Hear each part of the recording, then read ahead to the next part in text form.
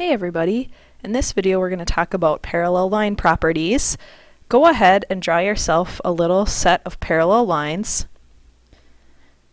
Now what's going to happen is we're going to draw two arrows to show that you know these are parallel, and then they're going to be cut by something like this.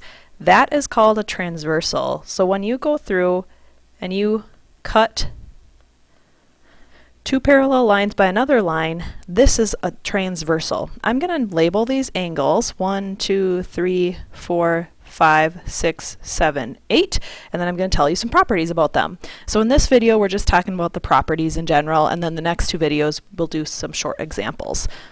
First, you need to know in these different lines there are several different congruent pairs of angles.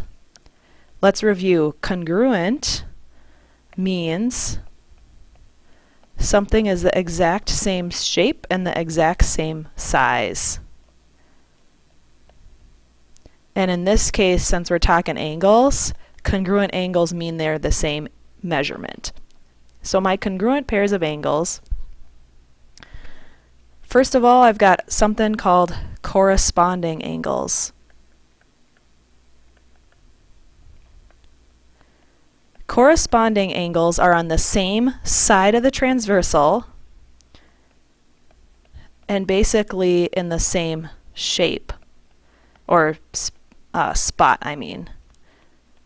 So an example in this picture we just drew, angle 1 and angle 5 are considered corresponding. So they have the same measurement. So we don't have to write all these down, but I'll just point out a few others to you. Angles 3 and 7 would be considered corresponding. So again, same side of the transversal and kind of in the same spot on the parallel line. 2 and 6 would be corresponding, and 4 and 8 would also be corresponding. Alright, the next type of angle pair you need to know about is called alternate interior.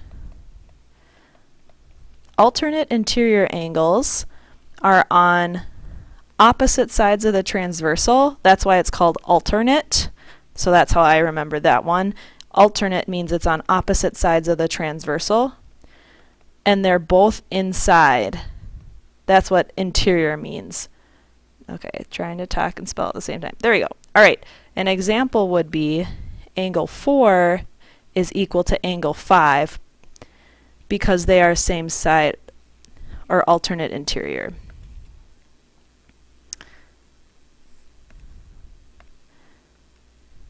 Alright, let me show you this. So angle 5 and angle 4 would be considered alternate interior. Also, angle 3 and angle 6 would be alternate interior, and that's it for this picture. Sometimes I like to tell my students, think the Zorro effect, because the two angles that are inside a little Z you could make are the ones that are congruent. That's how I remember that one. Alright, next type of angles, alternate exterior. These are also congruent. Alternate exterior, again, alternate means it's on opposite sides of the transversal, but exterior means they're outside the parallel lines. So an example of this one would be 1 and 8. Those are congruent with each other. So again, opposite sides of the transversal, but these are outside the parallel line. So 2 and 7 would be the other pair of alternate exterior for this picture. Last angle you need to know, these are actually, this next pair are not congruent. They're actually add up to be 180. They're going to be supplementary, and it's called same side interior. And those two are supplementary to each other, so they add together to be 180. Add to 180, and they are supplementary to each other. And so an example of this would be angle 3 and angle 5 are equal to 180. Look at my picture over here after you write those down. So anything that's on the same side, so 3 and 5 would be same side interior, and 4 and 6 would also be same side interior. Again, write down any questions you have, and I'll join you in the next video. Thanks for listening.